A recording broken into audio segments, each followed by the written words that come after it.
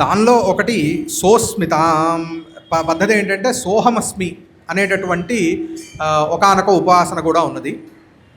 దాన్ని సోస్మితాం అంటే, సోస్మితాం అనే శబ్దానికి ఒక అర్థం ఏమిటంటే చిరునవ్వు అని అంటాం.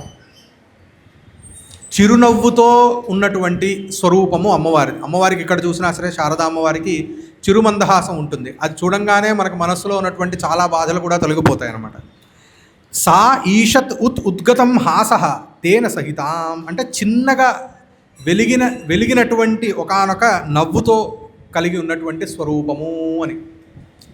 ఇంకొకటి చూస్తే సహ అస్మి సోస్మి అని, సోహమస్మి అని మనకి ఉపనిషత్తులలో మనకి ఆ పరబ్రహ్మయే నేను అంటే అహం బ్రహ్మాస్మి అని మామూలుగా మనం ఏదైతే వింటూ ఉంటామో మహావాక్యాలలో, దాని యొక్క ఇంకొక వర్షన్ ఏమిటి అంటే సోస్మి అనేటటువంటిది. ఇంకా సోహమస్మి, సహ అహమస్మి, తత్ పరం బ్రహ్మ అహమస్మి, నేనే ఆ పరబ్రహ్మను అనేటటువంటిది. ఇది బ్రహ్మ విద్య.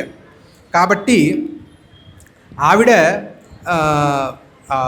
ఏంటది ఈ లోకమంతా కూడా ఉన్నటువంటి పరబ్రహ్మనే నేను అనేటటువంటి తత్వమే ఆ అమ్మవారు అన్నమాట. ఆవిడ ఎలా ఉందిట, హిరణ్య ప్రాకారాం. హిరణ్యము అనంటే ఏంటి అని అంటే హిరణ్య ప్రాకార అంటే ప్రహరీ గోడ. ఆ ప్రహరీ గోడ దేనితో నిర్మింపబడిందిట అంటే హిరణ్యము చేత, అంటే బంగారముతో నిర్మింపబడినటువంటి ప్రాకారము మధ్యలో ఈ అమ్మవారు ఉంటారట.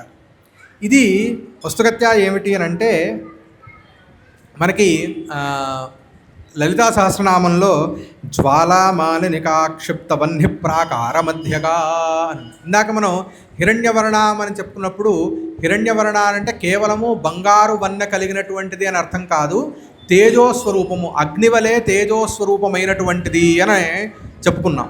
అలా దాంతో ఇప్పుడు కనుక మనం రిలేట్ చేసుకోగలిగితే జ్వాలామాలిని అనేటటువంటి దేవత అగ్నిస్వరూపమైనటువంటి అగ్ని ప్రాకారాన్ని కట్టినది.